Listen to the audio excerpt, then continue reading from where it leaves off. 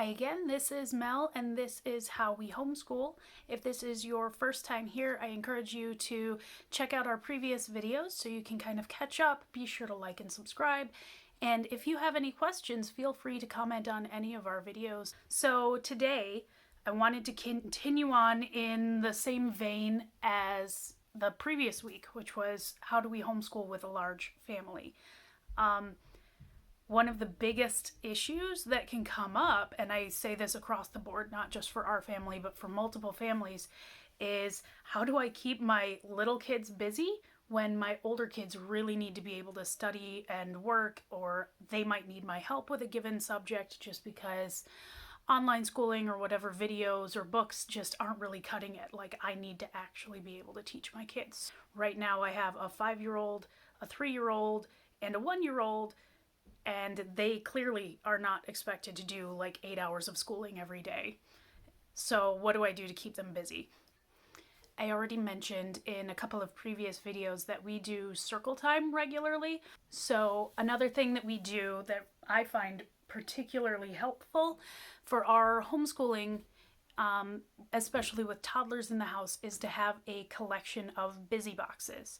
A busy box, if you don't know, is sort of a self-contained, yes, actual physical box with 1 or 2 activities that are inside the box that are there essentially as an educational experience, but mostly just to keep a younger child fairly self-sufficiently occupied for a short span of time. A busy box has been incredibly helpful for us in our homeschooling because it typically will buy me, half an hour of uninterrupted time. They play quietly with the busy box, and I am then free to help so-and-so with math or get their writing done or encourage the older kids to finish up their chores quick, whatever I need time for. So I will give you a quick walkthrough of like what our current busy boxes look like, as well as a few ideas for other busy boxes that you might be able to try or put together on your own. First busy box we want to show you is our shapes busy box. So I have this box full of cardboard shapes, but I've seen these in plastic or in wood, depending on what you want to get for yourself. And this set came with a set of cards and a set of larger cards with harder shapes on top, and you can use them for demonstrating what the shapes are, but also allow them to sit with these tiles and just sort of fill in the outlines with whatever shapes fit so that they're learning how to put together geometrical patterns. I also have this. These are just, I printed these off myself. I made the shapes on paper and laminated them, and they're all just the same basic shapes in different colors so that they can sort according to color or according to shape, depending on what I ask them to do. And that has come in handy pretty much over and over and over again. Busy box number 2 is just sort of a themed box with a couple of different fine motor skill activities. There is a small book it's a board book that I got from the dollar store, and I've got these small stones and a couple of trays that again came from the dollar store, and it's just a nice fine motor activity for a kid to pull out the stones, sort them according to color if they want to, that kind of thing. And I also have a couple of sea creatures in the box as well if they want to sort of play a little game to go along with the sea theme for the book. This one is our color sorting box. All I've included is just a few of these little colored pencil holders, or you could use just plain plastic bowls, or a muffin tin. A mini muffin tin works just as well, and a lot of differently colored puff balls. I've had luck with puff balls because my kids tend to not want to put these in their mouth, so that makes it relatively kid safe. And you can use spoons or mini plastic tweezers and anything that allows them to sort and be occupied. Sometimes they'll just make up little games to go along with the puff balls if they like. This box is one that I would say is suitable for a preschooler, not so much a toddler necessarily, but we've filled this one with basically one large clip card where they can learn to count 1, 2, 3, 4, and then they grab the number 4 clip and they can clip it onto the appropriate space. And we do that all the way around. And there are also these matching puzzle pieces with basic math problems, so addition and subtraction, and it teaches them to count up, and then they find a matching answer card in the box and put them together.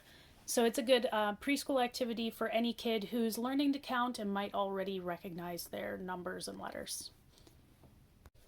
Okay, this is the last box that we're going to cover today probably, and this is another 2-for box. I've got a couple of backgrounds that I painted myself just on cardstock so that it can hold itself up, and a few farm animals included in the box. So my girls tend to really like playing with animals and making up little games, and those tend to work to keep them occupied.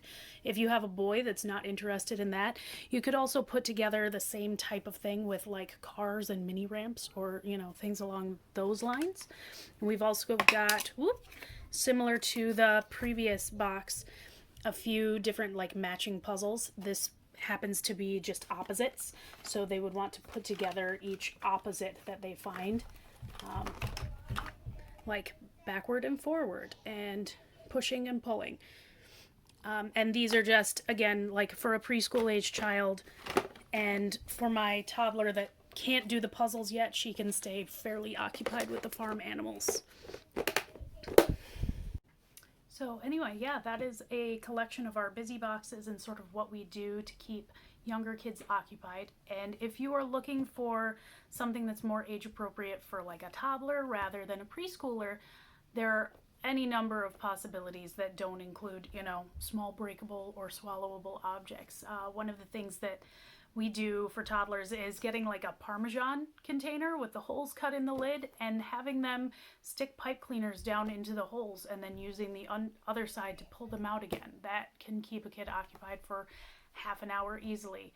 I also highly recommend doing a sensory bin. If you don't want them to be playing with water in your house, you can easily do this with rice or lentils or beans, those kinds of things, and just grab, one of these plastic containers with a lid on it, and you don't have to worry about the possibility of them putting something in their mouth that's not going to be safe for them, and you can very easily and cheaply just sort of sweep up whatever they spill on the floor and not worry about the expense for the most part. So yeah, and also the sensory bins tend to draw the attention of the older kids as well. I don't know, like everybody just really loves the experience of running their hands through lentils. I don't know, it's a thing. But yeah, there are any number of like different toddler or other age appropriate activities that you can kind of safely store in a box, have it on a shelf in your schoolroom or in a nearby adjacent room, and they can easily occupy themselves for a small portion of time, and then you're freed up to do other things. And if you do this once or maybe twice a day, and maybe like, let's say this is a Monday box that only comes out on Mondays. So yeah, I definitely encourage rotating the boxes out, keeping some reserved for Monday, Tuesday, Wednesday, Thursday, Friday, and maybe every couple of months subbing out what's in the boxes so that they don't just sort of lose their luster and the kids aren't as occupied by them anymore. But that's something that can be fairly easily done by, a quick trip to the dollar store or what you already have lying around the house as far as like craft stuff and that kind of thing. So yeah, these are all like really good options. I highly encourage you to use them. Again, this is Mel, and this is How We Homeschool. Have a great day.